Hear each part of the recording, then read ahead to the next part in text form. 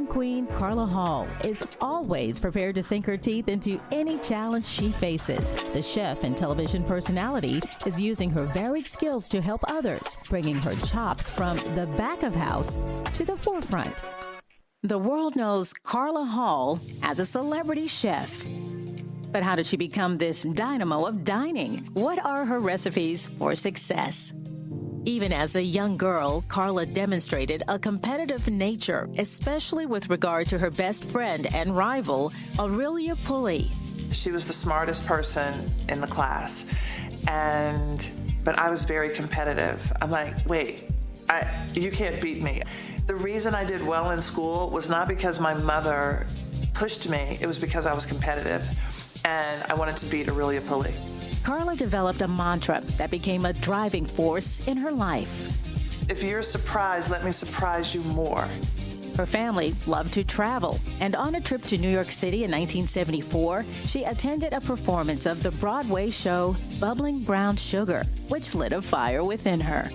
For the next month, I was like redoing this whole play in my head, and one of my mother's friends had put that child into theater. And theater saved me. Theater was where I came alive. I would go to theater camp.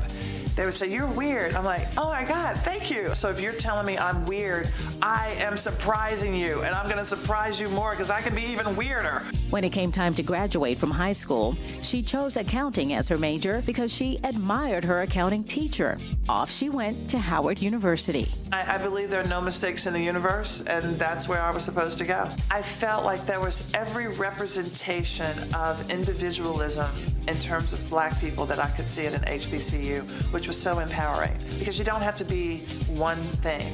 Upon completion of her degree at Howard, she accepted a position with a Big 8 accounting firm in Tampa. It was really tough for me because I don't think I was supposed to be there. I wasn't supposed to do accounting. And one of the things that I have learned to trust is my gut and how I should move and matriculate. So my next move was about the bridge between what I knew I didn't want to do and what I eventually wanted to do, and I didn't know what that was. And looking back and actually having the courage to leave something that was really safe, and everybody saying, "But you have a great job." But if your essence of who you are feels like it is dying, that paycheck is never going to be enough. That money's not going to make you happy. So for me, it was I decided to go to France and start and pursue modeling. As she sought modeling work in Paris, this go-getter encountered something new: rejection. What it's actually doing is it's giving you a sense of self, giving you confidence, being able to take rejection, because life is about rejection and not taking it personally. Was I disappointed when I didn't get a job? Of course. But I was also very excited to go through this process. So after that, once I was in Paris, then I bounced over to London. And all the while, I am hanging out with these girls, and it was a Sunday supper, going to this woman's house, Elaine, who would invite the models over, and she would cook brunch, and all the models were hanging out, and we were having macaroni and cheese and greens and things that we were missing from home. Little did she know that her life was about to turn a corner. While in London, she joined her friends at the home of a woman who regularly hosted Sunday suppers. On the menu were American specialties, including greens and macaroni and cheese. So I was like, I have no idea how macaroni and cheese is made. I am in my 20s. I didn't really cook. I'm telling you, back in the day in Tampa, Florida, I was making a tomato soup with 4 cans of tomato paste. That was not good. It was, I mean, this was who I was. I just didn't cook. So I started going to the American bookstore and buying cookbooks and just reading them. And it was this curiosity. Again, my competitive nature, I need to know how to cook because I need to be competitive with you all, because just in case I have to cook. I started cooking as an act of gratitude and also to be part of that conversation. And it became the thing that I did for the people who allowed me to sleep on their couches. They say, fake it till you make it. Oh, I can fake it because the heart of myself is an actor. The closing of the modeling agency coincided with Carla's mother becoming ill, so she decided to return from Europe. Here, her newly acquired cooking skills surprised her family. I was making all of these things and all of the things that I'd been making for my friends. One day when Carla took leftovers to a friend, the rave reviews continued. So she began regularly packing a lunch basket for her friend's office, and suddenly, a catering business was born. If you don't have anything to eat, that means all the other people around you don't have anything to eat. That would be a cool business. And then they're like, well, when are you coming back? And I said, I will be back tomorrow. In that moment, again, I hadn't thought about having a business. It was like, why say no to this experience? Right? And sometimes you have to listen, like, what is the universe saying? So often we get afraid and we say no, no, no. That one yes, that creating that yes to say, this is what I'm going to do. I came back every single day. Within a week, I had 5 different clients. Within 2 weeks, I had 14. And I went door to door, hair salons, barbershops, florist shops. I remember someone saying to me at the barbershop, Carla, I really like you because you're such a hustler. And I remember being offended by that at the time. But what he was saying was, I showed up every single day, you know, and I had that push. I mean, I was showing up and I had bought a mail truck for $200 and had 1 seat. And if you were riding with me, you were sitting on the cooler. I mean, I was like scrappy. And when I think about that, I think about my drive and what was driving me. It was the competitive nature to, I will not fail. I will surprise all these people who think I've lost my way. I'm going to surprise you. And I did that for 5 years until I went to culinary school. And at some point, someone said, well, have you thought about going to culinary school? And I was like, oh, that would be amazing. When we return to Carla's story, we'll learn how her competitive nature, her passion for the theatrical, and her flair with food came together to lead her in a new, bold direction. This presentation of Mentoring Queens is brought to you by P&G, Walmart, Verizon, State Farm, and Stellar TV. If you know of sisters shaping and molding young women in your community, nominate them at mentoringqueen.com/future queens.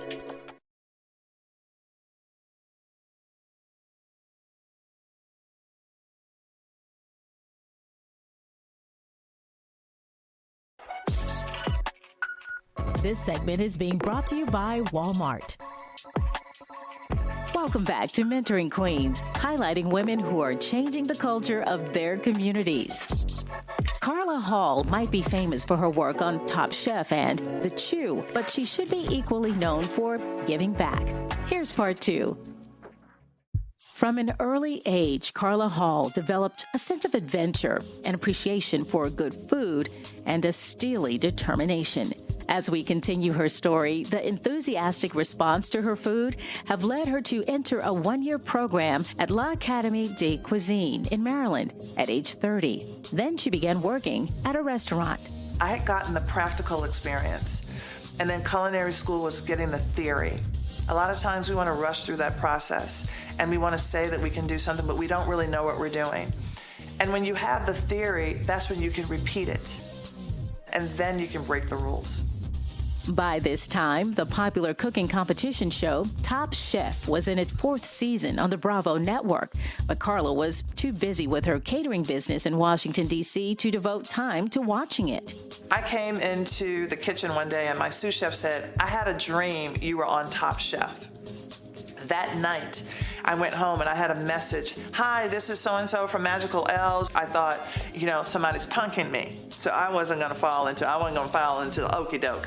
But then I had the message somewhere else.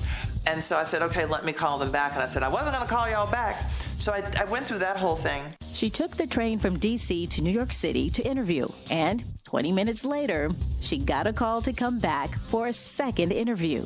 I went to culinary school at 30.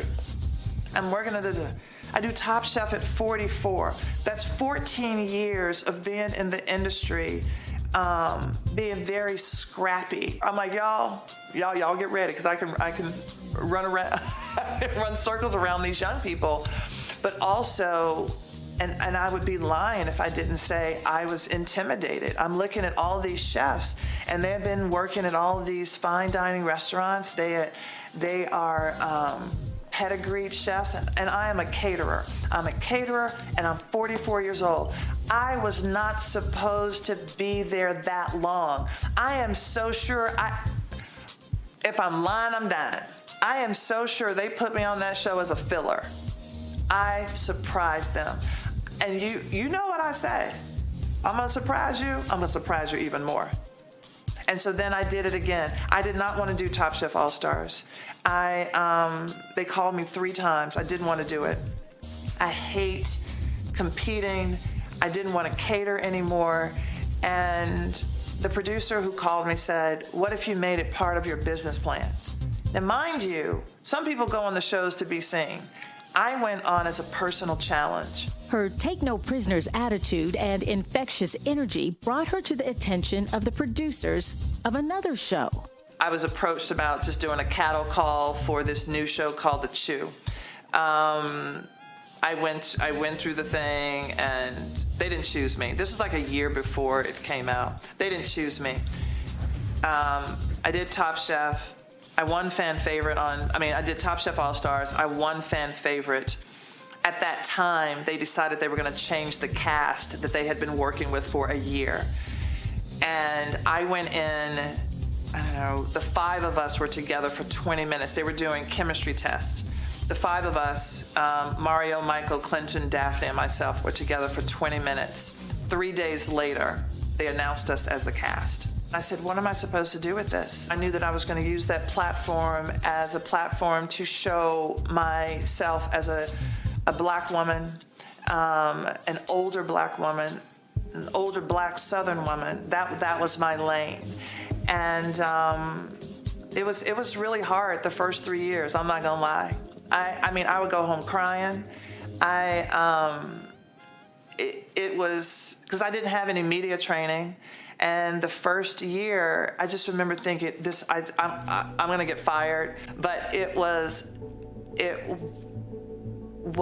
the best lesson and learning to step into my authenticity, stand in my power with 4 very strong personalities, and not be swayed. And to see my value there. Even deciding to go gray on national television when I couldn't find an example of a woman with gray hair on television in the news. It has been so incredible in finding myself, truly. My mantra is say yes, adventure follows, then growth. So as you can see, I say yes a lot. The adventure is all of the emotion that I feel about it. I know that it's really important to have good people around you. It's important to have not yes people around. Yes, when they want to lift you up, but also people who will tell you when you stink. People that you trust will tell you, you're kind of wrong right now. You really want those people to check you, because without that, you're not going to grow. I've needed the help of my friends to sort of help me through that process. If you feel like you have to say something to someone, I say it, because by not saying it, you're denying that other person the lesson, the exchange that is supposed to happen. I do think that's why Black women are such good business people and such successful business people, because we are constantly proving that we're tough, right? We're tough anyway, but we are proving ourselves, and in our heads, we still have to be a little bit more.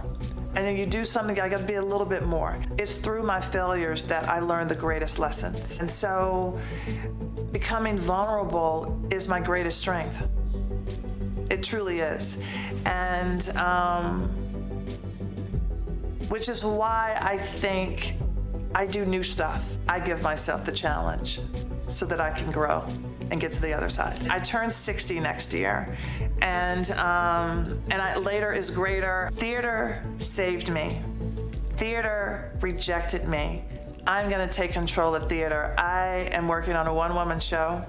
It's about food, comedy, and storytelling. I am so excited. I get chills when I think about it. What I tell people, what I have to remember, everybody has their people. Focus on who your people are. Find positive accounts to follow. We want positive influences around us. You want quality followers online and in your life. Quality followers. So if somebody makes you not feel so great about yourself, you don't need them. You don't need to follow them. And also, my mother would always say, I treat people the way I want to be treated. And that's another thing. You put out there what you want to get back. I think about when I wanted to meet my husband, and I said, I'm going to become the person I want to meet. And I think it's the same way that you can do it on social media. Like, become the person that you want, become the thing that you want to attract to you. The law of attraction is real. I just want to say to all of you young ladies, don't place any limitations on yourself. Collect all of the information you can and do all that you can and own that decade. Everything that you need to own. Because 30 is not the be-all and end-all. You know, neither are your teens. You're gathering information right now. So put everything in your basket, and then you will use it eventually. Just as Carla Hall cooked up an abundance of goodness with her catering business called The Lunch Basket, we now close this rich basket of her wisdom. Carla Hall's career is an inspiration to all young women who aspire to excellence with a dash of spice and flavor.